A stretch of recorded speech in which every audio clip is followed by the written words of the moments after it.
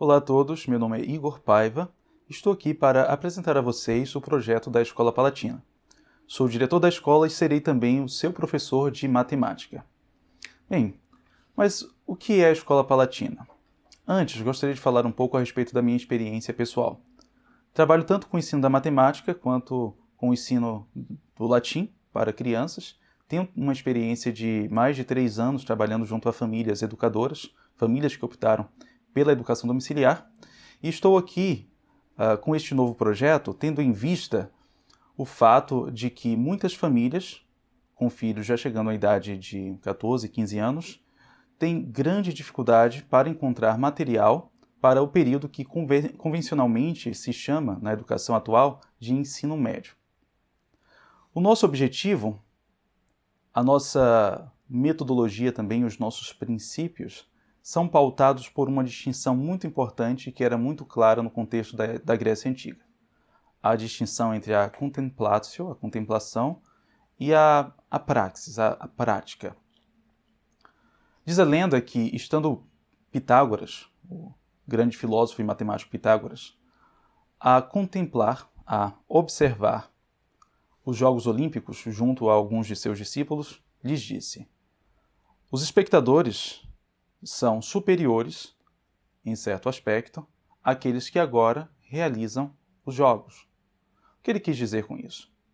Bom, é óbvio que a maioria dos espectadores não tinham a competência física dos jogadores, não seriam capazes de fazer a mesma coisa que eles ali estavam fazendo. O aspecto que Pitágoras está ressaltando aqui é o aspecto da contemplação, ou seja, muitas vezes aqueles que realizam um jogo físico não têm ciência, ou seja, não têm um conhecimento das causas daquilo que fazem, daquilo que operam. Enquanto que os observadores muitas vezes entendem melhor o que se está realizando de forma um tanto natural e até intuitiva por parte dos competidores. Para os filósofos, a contemplação ela é superior à prática. Não que a prática não seja também importante, ela o é, sem dúvida alguma. Utilizar a matemática para a construção de monumentos maravilhosos como aqueles que a Grécia nos legou é uma ação excepcionalmente importante para a história da humanidade.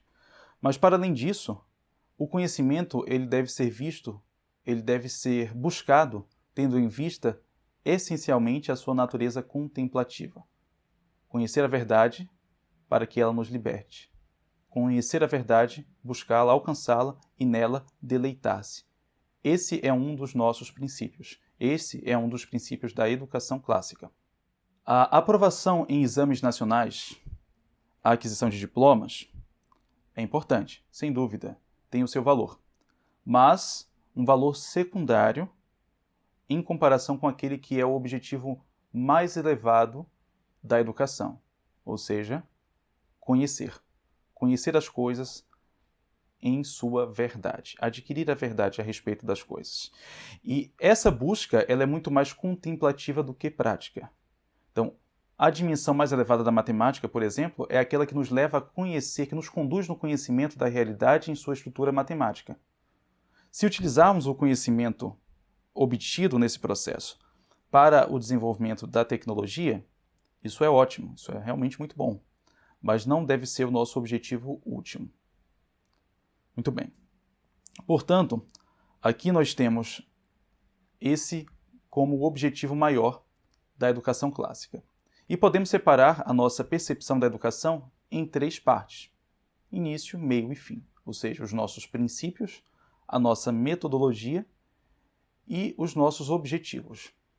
Os nossos princípios são os princípios da educação clássica, que é clássica não simplesmente por estar presente, situada historicamente na antiguidade clássica. Claro, ela assim está, isso é um fato. Nós buscamos nos filósofos, nos escritores, nos cientistas da antiguidade clássica uma sabedoria que muitas vezes falta aos modernos, mesmo dispondo de tecnologias mais avançadas. Mas não é apenas isso que define um clássico. Clássico é aquilo que almeja ou que alcança a excelência. Nesse sentido, podemos dizer que mesmo um livro, um filme, produzido ainda neste século, talvez seja um clássico, embora não seja assim tão antigo. Não esteja situado na Grécia ou em Roma, na produção intelectual greco-romana. A nossa metodologia ela é pautada por uma percepção expandida da metodologia das artes liberais.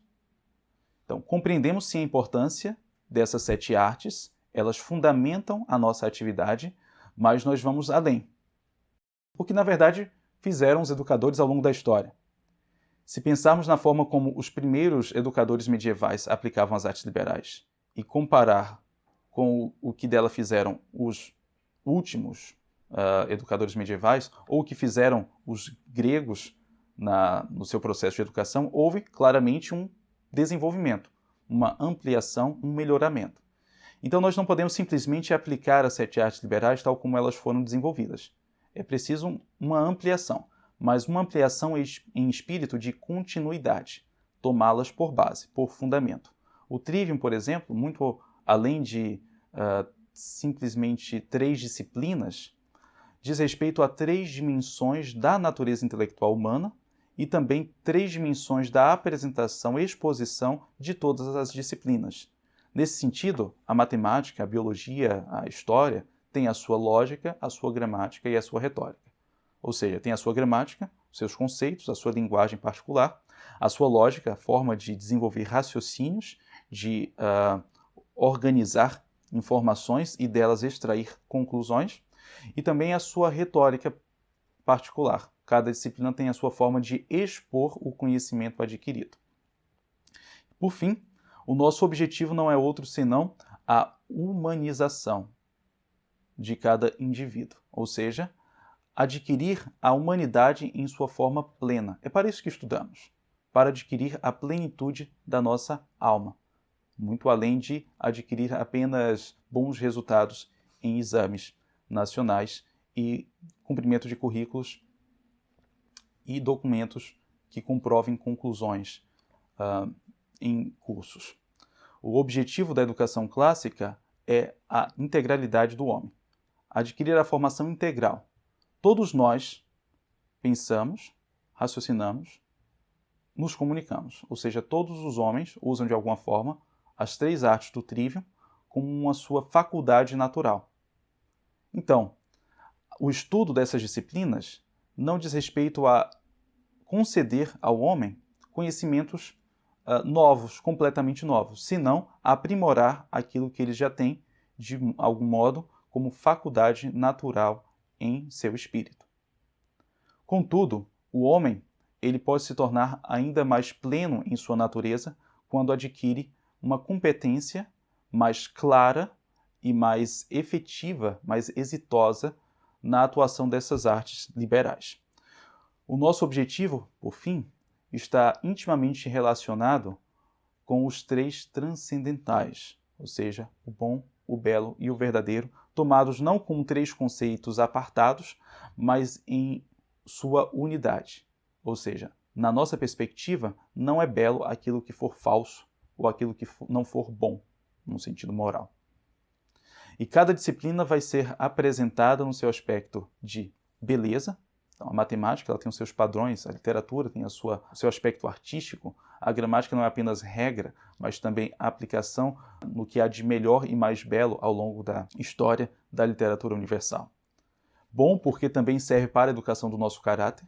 A matemática, por exemplo, é possível, através dela, organizar o espírito humano em todas as instâncias da sua vida. Um indivíduo que consegue pensar historicamente, ele se situa melhor em todas as dimensões da sua vida. Então, as disciplinas são também boas nesse aspecto.